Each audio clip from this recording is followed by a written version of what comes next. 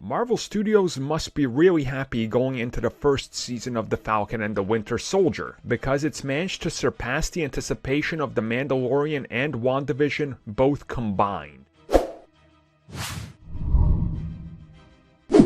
I mean, I'm not surprised by it, but I'm also a fanboy, so yeah. Okay, so let's get into this. So essentially what's happened is that they're looking at the traction of social media, they're looking at the trailer views and all that for the shows that I mentioned. This being The Falcon and the Winter Soldier, which of course is on Disney+, along with WandaVision and The Mandalorian, which all had huge views and imprints on social media presence and their trailers across the internet. The Falcon and the Winter Soldier just happens to be tracking way ahead of both of these in terms of views, impressions, and hype. Now, I don't know why some people are shocked or kind of like, oh my god, how's that even possible?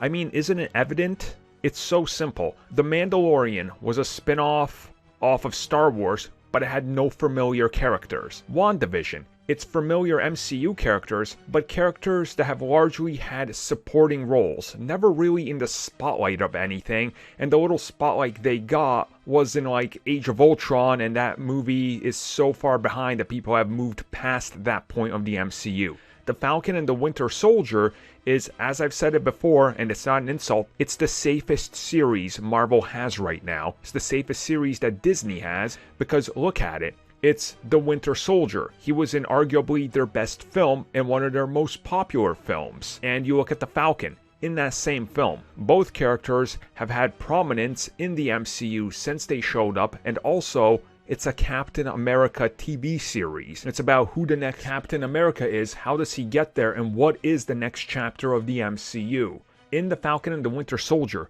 you have the most forward-moving series to date, with characters that are legit just picking off from where they left off in the films, in the biggest film of all time. Two of the biggest films of all time, if you combine Infinity War and Endgame back to back. So again, this isn't really surprising. And also, you have to give credit where credit is due. The Mandalorian showed that Disney is not messing around with the quality, and they're sinking money into these series because it's worth it. WandaVision came and surprised everybody with how good it is, and that show was at the bottom of a lot of people's lists. So now imagine The Falcon and the Winter Soldier, if you were like, oh, is this gonna look like a CW show? Now you know that they're spending hundreds of millions of dollars on these as well. So you know the quality is coming, and you know you're getting essentially 6 mini MCU films based in the style of their most popular film. It just makes sense. Of course it's tracking way ahead of these other ones. Also because they're better characters.